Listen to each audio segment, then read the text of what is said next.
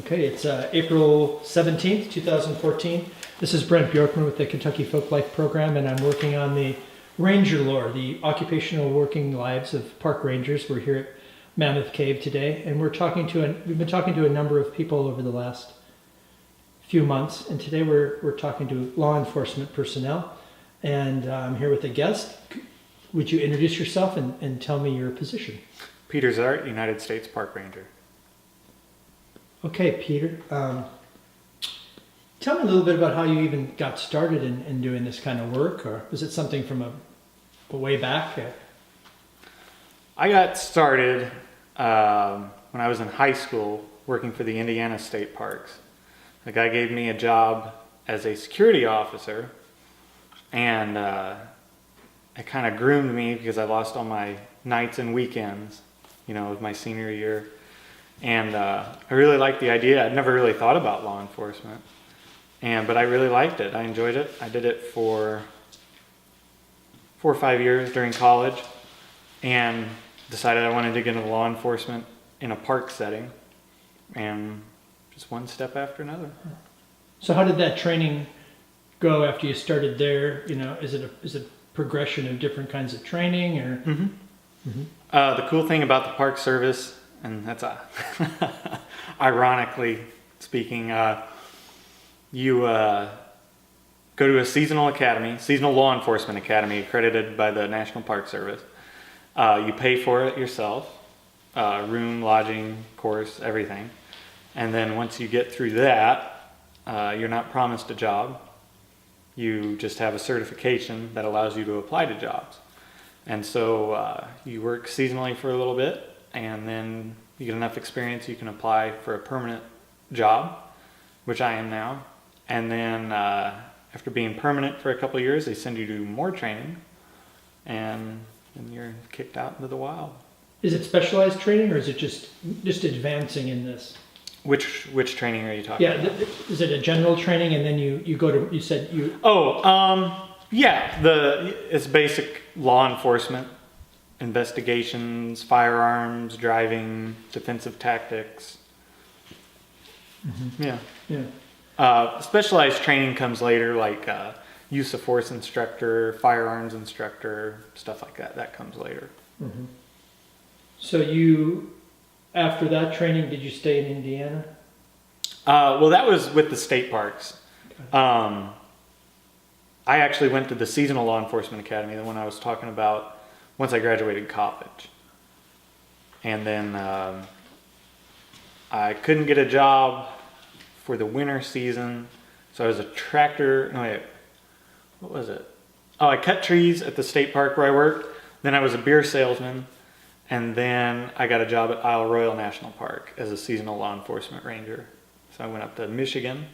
And that was your first? Yeah, that was my first hit. Tell me about that. Tell me about Isle Royale. I know that all parks have different flavors. They have different feelings and different concentrations. Mm-hmm. Tell me a little bit about that first federal ranger experience.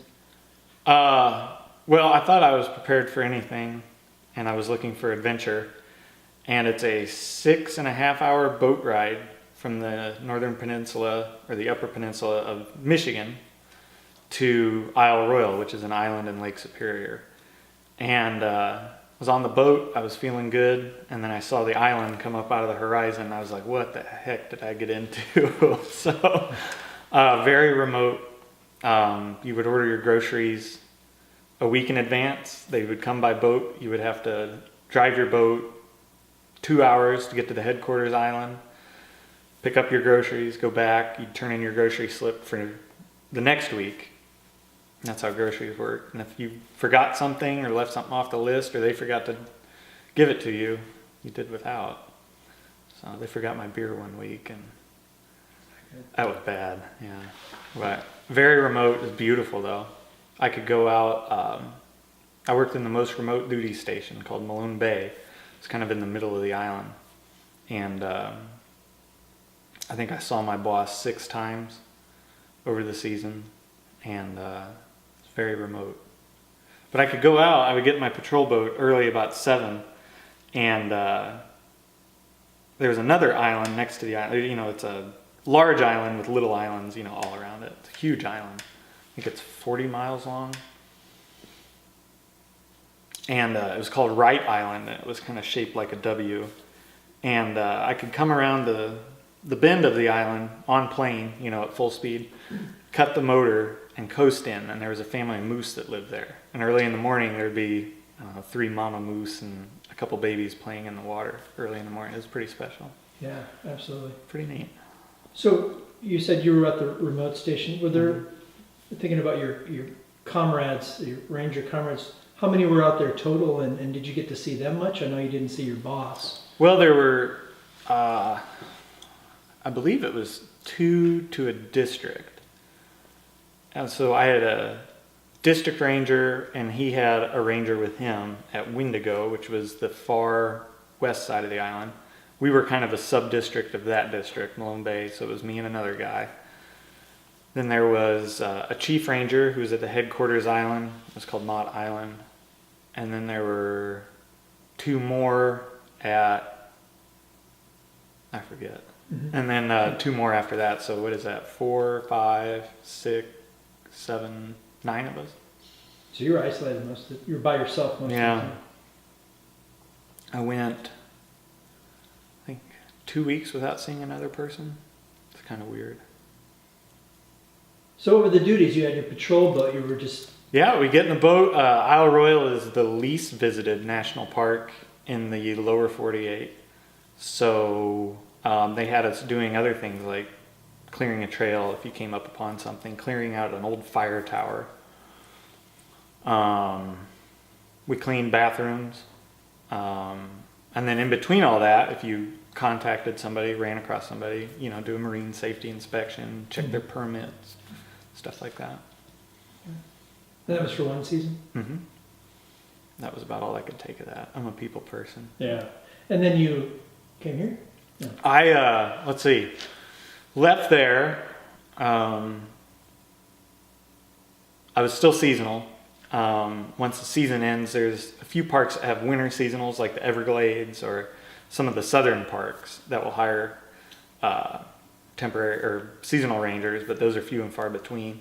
So I was a tractor mechanic for a while, and then I got the job at Mammoth Cave. Came down here in 2008 and was down here for about a year, and then I got permanent and moved to Cape Hatteras National Seashore in North Carolina. Another island. I should have learned the first time, don't ever live on an island. But a different type of situation? Or yeah. Mm-hmm. It was civilized. I mean, they had a gas station and, But it was 23 miles off the coast of North Carolina. The only way to get there was by vehicle ferry. You could go to the next island up, which was Hatteras Island. That was a 40-minute ferry ride. So it was still isolated. If the weather was bad and the ferry couldn't run, you're not going anywhere. Or the ferry broke down, you're not going anywhere. Major medical emergency, it's a helicopter ride. Still isolated. But a town, right. Were you seeking the isolation, or is just these were the jobs that you just needed? Yeah, let's see. Barack Obama was coming into office, and he was planning to end the war in Iraq and everything like that, and was promising, to return everybody home. Well, I'm a non-veteran, so I had to jump on any opportunity that I could, and I was fortunate enough to get that opportunity. Mm-hmm. But interesting place, Cape Hatteras. So you need to build up your CV, your resume, and your working life. Yeah, you need to before you get hired permanent. They want somebody that's seasoned, that's done the job, everything like that. So additional training and whatever. Do you have any interesting stories from either Isle Royale or Hatteras or was it all pretty much drudgery? Let's see. The Isle Royale, I got sent on a fire to the, what was it called? The Boundary Waters at Superior National Forest. That's up by your neck of the woods. I did 12 days up there, came back to the island. They flew you in, flew you out on a seaplane. Came back, got a half a day off. We had a fire on the island from a lightning strike.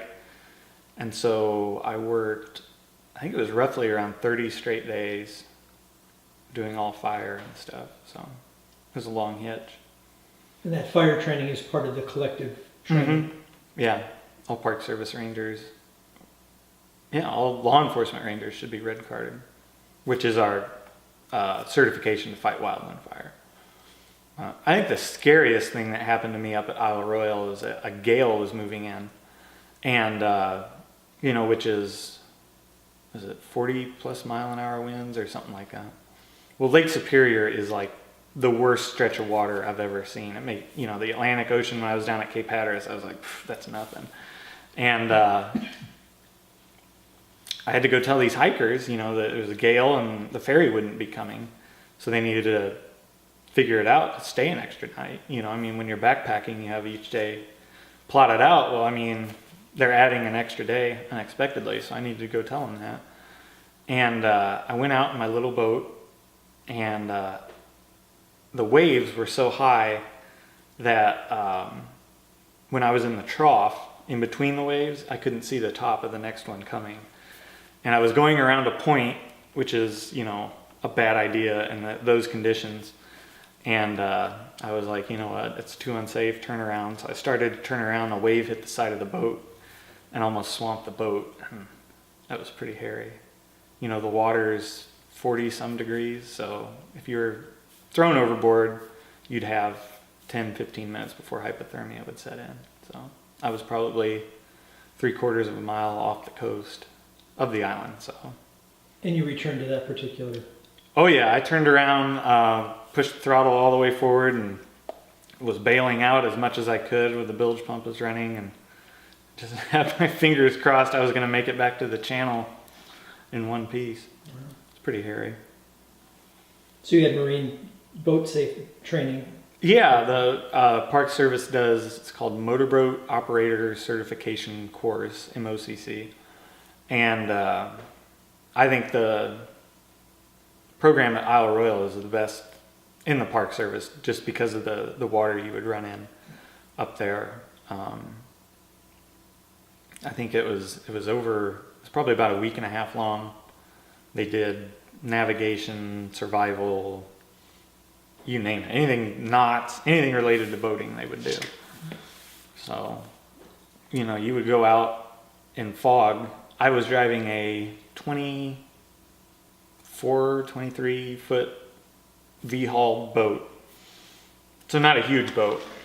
And it would be so foggy I couldn't even see the bow of my own boat. So you would go all by radar and GPS. Or at night, if something came up, we had to go. So I got job offers just because of my boating experience up at Isle Royale. So best boating in the Park Service. Guiding, what kind of boating offers would you get from other Park Service jobs at lake parks or parks with water. Yeah, pretty wild. Mm-hmm. So you're a few years in, you go to Hatteras, and then you come here. Isle Royale, Mammoth Cave. I was here for about a year seasonally. Okay. And then I went to Cape Hatteras. And then had the opportunity to return to here for a permanent position. Yeah, from Cape Hatteras, I went out to Texas. I was at Lake Meredith National Recreation Area, and a job came open here, and I was fortunate enough to get it, so I moved back here. Yeah. So what does it consist of? What do your duties consist of here? It's a grab bag. When you leave the house in the morning, you never know. It could be a cave rescue, somebody having a medical emergency, or somebody fell, broke their leg, twisted their ankle, you name it, in the cave, which brings its own set of problems and challenges. Could be out just writing speeding tickets, seatbelt tickets, traffic enforcement. It could be a fire. It could be a lost hiker. There could be somebody having problems on the river. We have, 30 miles of river we're responsible for. Could be a meth lab at the hotel. It could be, you name it. We do the full spectrum of law enforcement here. Sounds like an exciting time and a challenging time. It is. That's why I like it. Plus, I mean, great office to work in. It's beautiful out here. And you live here? I do. I'm required by my job description to live in the park. So I live in a house here. I still have to pay rent, but it's called a Mission 66 house. There was a big push in the 60s to revitalize the parks. They redid roads and buildings and everything, and they built these houses. Well, the floor plan is the same, so I could go to Nebraska and get in a Mission 66 house, and that's the living room, that's the kitchen, that's the laundry room. They're all the same, all over the country. Have you lived in a Mission 66 house before here? No. Let's see, at Isle Royal, I was in a cabin that was powered by solar power, and at Mammoth Cave, I was in a seasonal apartment, which is just, an apartment, nothing special. And then at Cape Hatteras, I lived in the old lighthouse keeper quarters. It was a house built in the 1890s, I think. Beautiful house. And then, like Meredith, I had to buy my own house. And then back here, I have a house. So, interesting. Mm-hmm. What are some interesting things that have been happening? I know from talking to Brian, there's no typical day. Yeah. You just illustrated that. Mm-hmm. But is there some things that have made you, proud or afraid or anything like that? I mean, maybe you don't want to name names or anything, or maybe I've caught you off guard. I'm trying to think. Well, that's a question people always ask you as a law enforcement officer. When were you scared the most? Or here at Mammoth Cave, we've had a couple hairy situations. Drunk people wanting to fight, drunk drivers.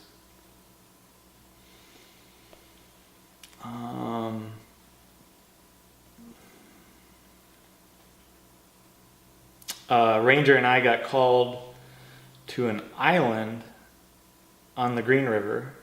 It was late at night. We got the call right at midnight of a man screaming from a woman who was camping in the woods. She heard this man screaming. And we're like, okay, so we're trying to figure it out.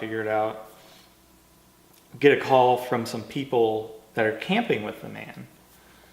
And they call us up and they go, look, we're really scared. This guy, he's going crazy. We left the campsite because we're afraid he's going to do something bad. And we're thinking, man, they're drunk. This is whatever. So we decide we need to go check it out. This guy's causing a problem. He needs to leave. So we put in around 3 o'clock in the morning, go upriver, contact these guys. They're all about, in their 30s, kind of big, muscular guys, and they're running away, and we're like, what? What are you running from? And the whole time I'm still thinking, like, these guys are just, they're out of their mind. They're just drunk, whatever. And they're like, look, you don't understand. We're legitimately scared of this guy. Like, he's saying he's going to hurt us, everything. We're like, okay, well, stay here, and we'll go see what's going on. We motor up the river another half mile, and there's this guy who's about 6'3", 220 with 1% body fat. I mean, his arms were about that big around. I mean, huge. And I was like, holy cow, what is this? We get up there, and I'm like, hey, man, are you so-and-so? And he goes, yeah. And I'm like, well, we got a complaint. How about you go ahead, put your hands up, spin around for me. So he starts to turn around, and I said, go put your hands behind your back. And he turns around and looks at me, puts his hand, he was wearing a hooded sweatshirt, puts his hands in his pockets. And so we think, this isn't good. And there's no one else, it's just him. And he just goes blank. And so, your hairs start to stand up like, oh, this isn't good. And we're like, come on, man, take your hands out of your pockets, do it now. Put your hands behind your back. And he starts saying, no weapon formed against me shall prosper. Starts yelling it at us. So we end up tasing the guy. He goes down. get him handcuffed. It took us a while to get him handcuffed. I mean, he was huge. Get him handcuffed, and in the inside of his hooded sweatshirt pocket was a rock about that long, shaped like that. And we think, I mean, if we gave him any more time, he was gonna want to bash our heads in. So we get the other guys out of the tent, and they're all just about the same size. They were grown men, scared of this guy, hiding from him. So we get him handcuffed, put him in the boat. Everything's fine. Take him to the hospital. Something happens again. He starts screaming, "No weapon formed against me shall prosper." And I mean, it was just a fight in the hospital. Get him cleared medically, take him to the jail. Screaming, I mean, it was crazy, but extremely dangerous when you think about officer safety. 3:30 in the morning, you're going to a site that you know they've been drinking, you know drugs are involved. It's just you and another guy, no radio coverage. Can't get out with your radios, it's just you two and this guy. It was pretty hairy, but it turned out okay.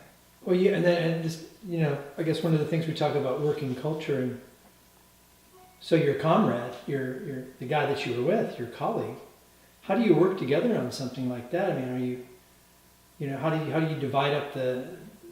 I think it comes from training, knowing, you know, if, okay, I see him doing this, I need to do this.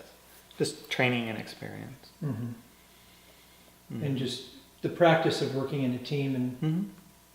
We're a pretty close knit group here. There's 5 of us, so we all work well together, pretty close.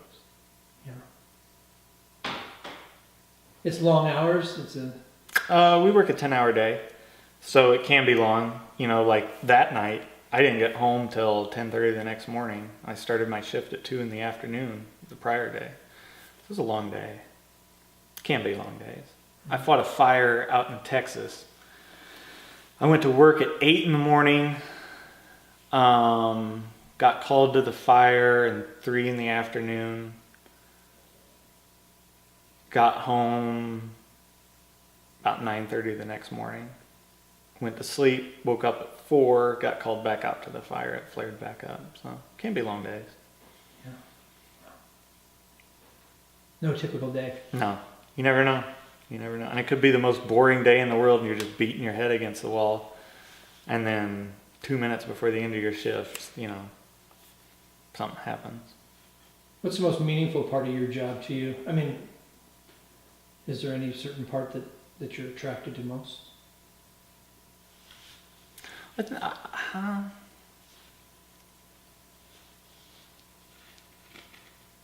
think the idea of the national parks. You know, I mean, these are what a great idea, you know. Here the government has established, you know, these special places for people, and it's free. Come on in. Check it out, you know. Enjoy it. It's for you, you know. I love it. And so I think being able to protect those special places is appealing.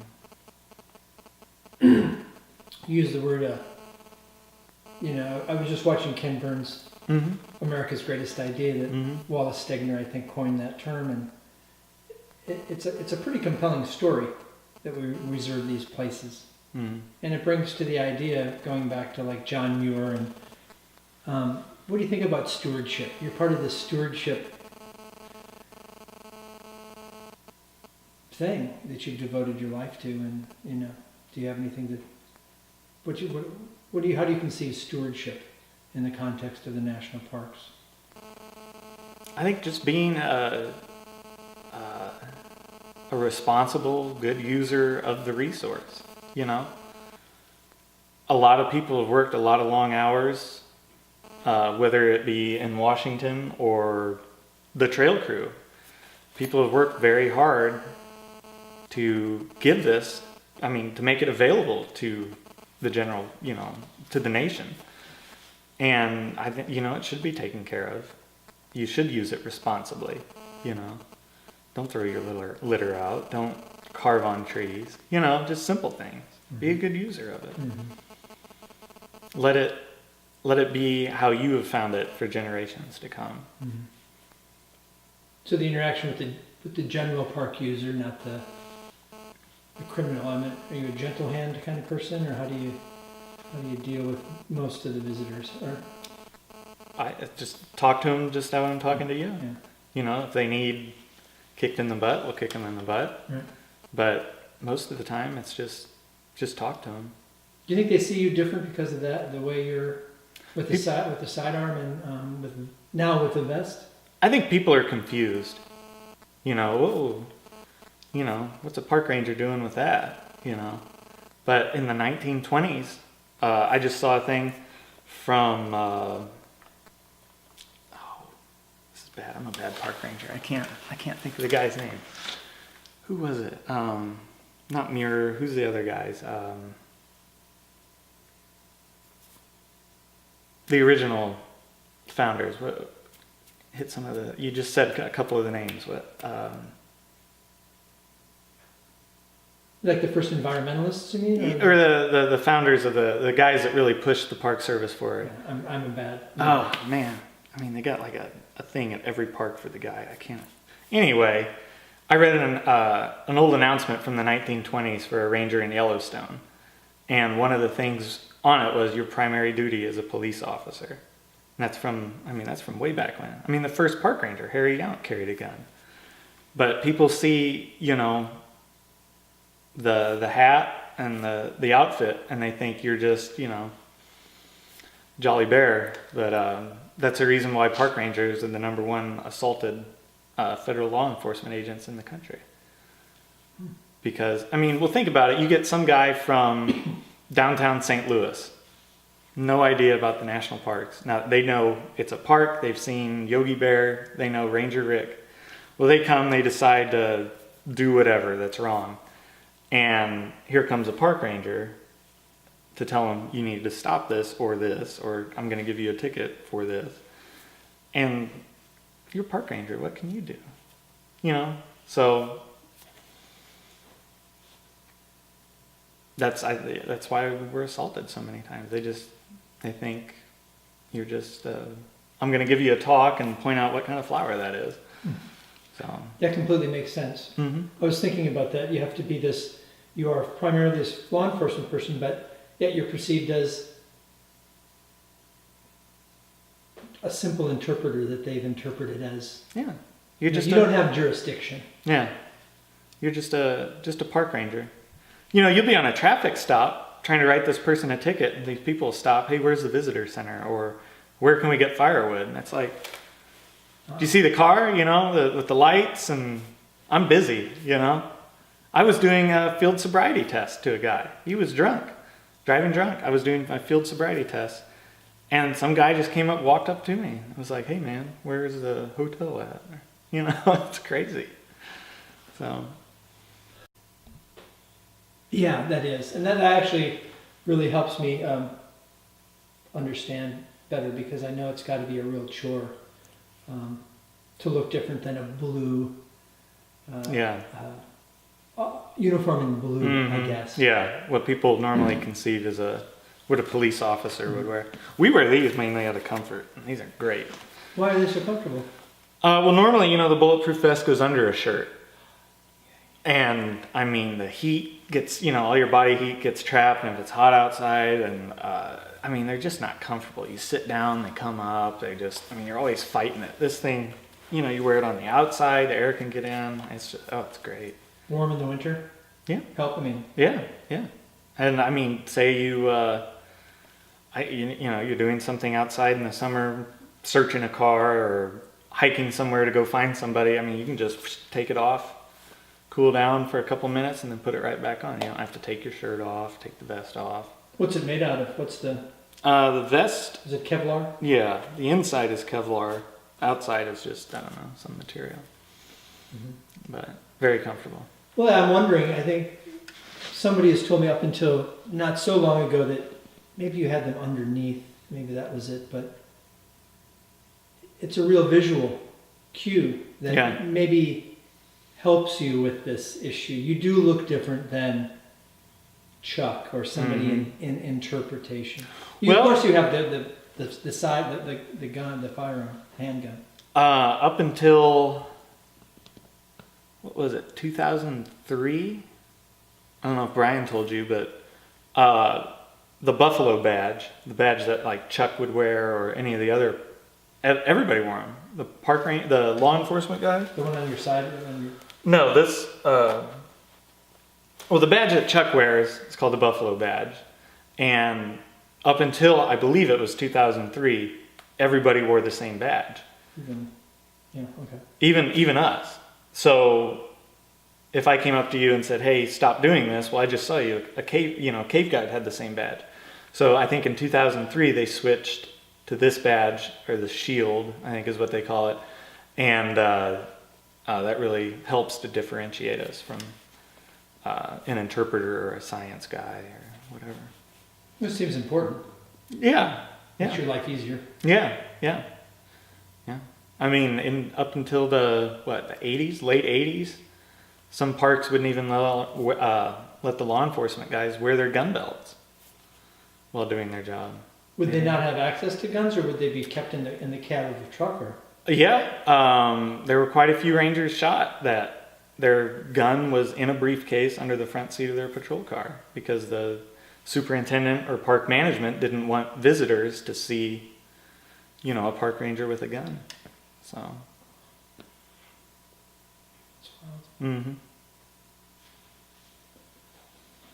Come a long way. No, absolutely. That's for sure. So you like Mammoth Cave? Do you have aspirations? I mean, is this a place? Are you at a place in your life now, having been going through law enforcement work here? Is it something is Mammoth Cave like home now, or is it? It'll be home for a while. Yeah. Moving around, every 2 years, you just get to meet people and get kind of oriented to the community and into the community, and then, you got to move on. So I've always wanted to get back here. I'm happy to be back here. So I intend on staying for a while. Because you grew up not so far away. Yeah, about 5 hours to the north in Indiana. Yeah. So it's a nice, great area. Is there anything else you want to share with me about this? I mean, do you have any other stories you wanted to share about your working life, or just thoughts about this job or this place, or your comrades, your colleagues? I mean, you mentioned that you're quite close because it's a real small group of you. Mm-hmm. And getting to know them well, but just wondering if you had any final thoughts about things. I think it's a job that people take very personally. And I think you'll see that through all your interviews. People take a real ownership in it. I don't know if that comes from working by yourself a lot, if it comes from being out in the wilderness. I don't know where it comes from, but everybody takes it very personally. They take real ownership in it. I don't know a better way to describe it. It's a job, but it's also almost like a lifestyle.